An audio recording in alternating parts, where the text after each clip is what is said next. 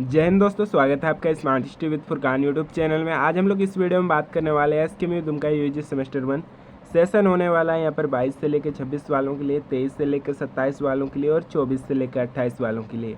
यहाँ पर मैं 22 से 26 और 23 से 27 वाले सेशन का क्यों बात कर रहा हूँ, क्योंकि काफ़ी सारे स्टूडेंट हैं जो एएससी पेपर हिंदी में प्रमोट या फेल किए हैं, तो इस बार इस चीज़ को क्लियर कर सकते हैं। और जो 24 से लेकर 28 वाले स्टूडेंट हैं उनके लिए ये वीडियो बहुत ही ज़्यादा महत्वपूर्ण होने वाला है, तो ये वीडियो ज़रूर देखें। हम लोग इस वीडियो में लॉन्ग क्वेश्चन आंसर को देखने वाले हैं। शॉर्ट क्वेश्चन आंसर इन्हीं से निकलते हैं और शॉर्ट क्वेश्चन आंसर कहीं से भी पूछ सकते हैं, आउट ऑफ सिलेबस भी पूछ सकते हैं, लेकिन जो लॉन्ग क्वेश्चन आंसर हैं, जो एक दो हालांकि लॉन्ग क्वेश्चन भी आउट ऑफ सिलेबस से पूछते हैं, लेकिन ज़्यादातर लॉन्ग क्वेश्चन जो सिलेबस के अंदर ही पूछा जाता है। तो यहाँ पर हम लोग एग्ज़ाम पैटर्न के ऊपर बात करते हैं। तो एग्ज़ाम आपको 50 नंबर होगा, 50 में से 20 नंबर लाना है। अगर 20 नंबर से कम लाते हैं तो आप प्रमोट या फेल कर सकते हैं।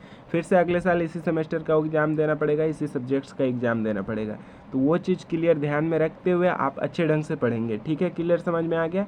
इस वीडियो में हम लोग प्रॉपर जो क्वेश्चन आंसर है वो क्वेश्चन आंसर देने वाले हैं। हम लोग यूनिट बाय यूनिट क्वेश्चन को लिए हैं। आप लोग को यूनिट पता होना चाहिए कितना यूनिट का है। जो एएससी पेपर है उसका एएससी पेपर हिंदी का यूनिट कितना है, तो यूनिट 2 है। पहला यूनिट ये हो गया और दूसरा यूनिट नीचे है। ठीक है, तो यहाँ पर यूनिट 1 हो गया। यूनिट 1 आप अच्छे ढंग से देखेंगे कि यूनिट 1 से क्या हो गया, भाषा हो गया, परिभाषा हो गया, यही सब तो क्वेश्चन आता है। इसके बाद संप्रेषण हो गया, यही सब चीज़ आता है, क्वेश्चन आता है यही सब चीज़ से।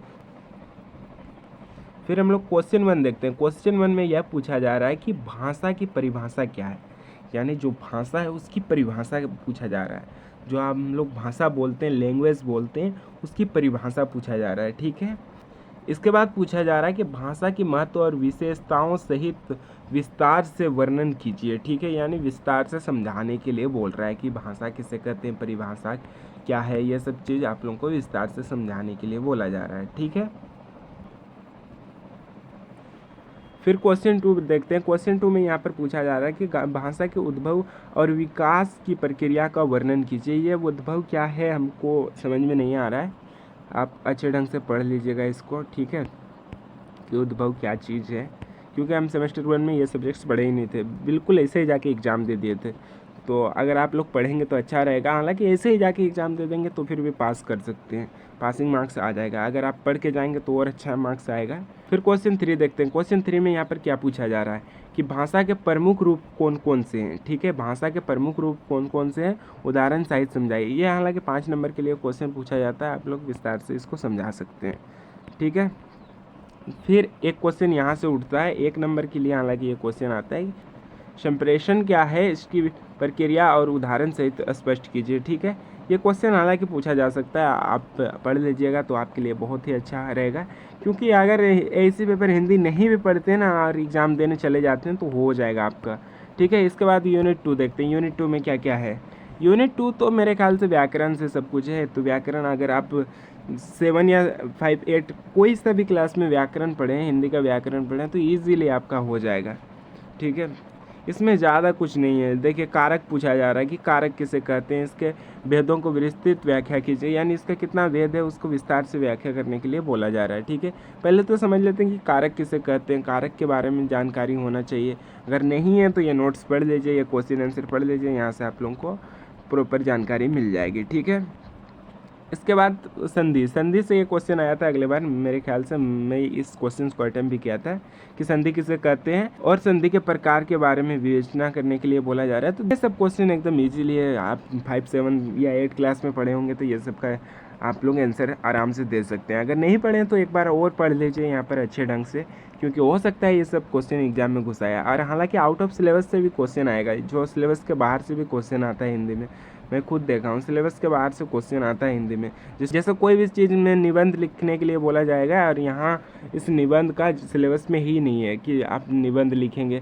हालांकि निबंध लिखने सबको ही जानते हैं, कोई भी टॉपिक में दे देगा आपको एक निबंध तो देगा ही देगा 5 नंबर के लिए, वो लिख लेना है। ठीक है, इसके बाद क्वेश्चन 3 देख लेते हैं। समास किसे कहते हैं। ठीक है, समास 2 शब्दों से मिलकर बना होता है, इसके समास के कितने भेद हैं, इसका व्याख्या कीजिए। यही सब तो है, क्वेश्चन ज़्यादा हार्ड नहीं आता, क्वेश्चन बिल्कुल ईजी आता है। अगर आप पहले पढ़े होंगे तो ये एकदम ईजी लगेगा ये सब।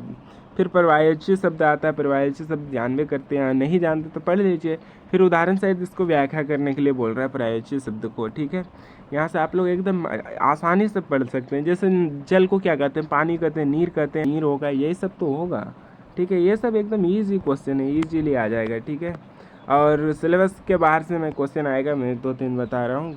एक तो किसी भी टॉपिक पे निबंध लिखने के लिए बोला जाएगा, और जो 1 नंबर के लिए प्रश्न रहेंगे वो 1-2 आ सकते हैं सिलेबस से बाहर से। तो इस वजह से आप लोग थोड़ा सा ध्यान देंगे एक निबंध के ऊपर। एक निबंध लिखने के लिए बोला ही जाएगा, लेटर लिखने के लिए बोला ही जाएगा।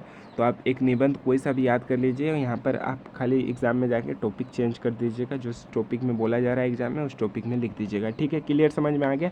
अब बात करते हैं यहाँ पर पासवर्ड के ऊपर। जो पासवर्ड होने वाला है यहाँ पर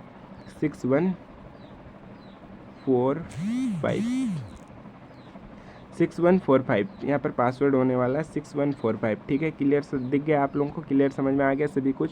अगर कोई सा भी कहीं पर भी क्वेश्चन रहता है तो हमें पूछ सकते हैं। अब बताते हैं इस पीडीएफ्स को कैसे डाउनलोड करना है। तो फर्स्ट ऑफ ऑल हम लोग का टेलीग्राम चैनल चले जाइए, वहाँ से आप लोग डाउनलोड कर सकते हैं। अगर आपके पास टेलीग्राम ऐप नहीं है तो हम लोग का व्हाट्सअप ग्रुप ज्वाइन करके वहाँ से भी ले सकते हैं। लेकिन व्हाट्सअप ग्रुप में एक प्रॉब्लम आ रहा है कि व्हाट्सअप ग्रुप जैसे हम लोग पहले ही पीडीएफ डाल दिए हैं तो वो पीडीएफ आप लोगों को नहीं मिलेगा, अलग से मैसेज करना पड़ेगा तभी वो पीडीएफ आप लोगों को मिलेगा। ठीक है, क्लियर समझ में आ गया।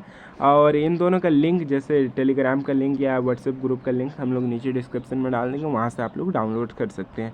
अब आता है कि वीडियो का जो डिस्क्रिप्शन में पीडीएफ का लिंक। ठीक है, पीडीएफ का लिंक हम लोग इसलिए नहीं डाल रहे हैं क्योंकि बार बार हम लोग का परमिशन मांगा जा रहा है और इतना परमिशन हम लोग नहीं दे सकते। इस वजह से हम लोग वीडियो का डिस्क्रिप्शन में लिंक नहीं डाल रहे हैं, पीडीएफ का लिंक नहीं डाल रहे हैं। ठीक है, क्लियर समझ में आ गया। कोई सा भी कहीं पर भी कुछ भी क्वेश्चन रहता है या कोई भी सब्जेक्ट्स का क्वेश्चन आंसर चाहिए, नोट्स चाहिए, आप हमें कॉमेंट्स में बता सकते हैं। ठीक है, मिलते हैं किसी नेक्स्ट वीडियो में नेक्स्ट टॉपिक के साथ। तब तक के लिए जय हिंद, जय भारत।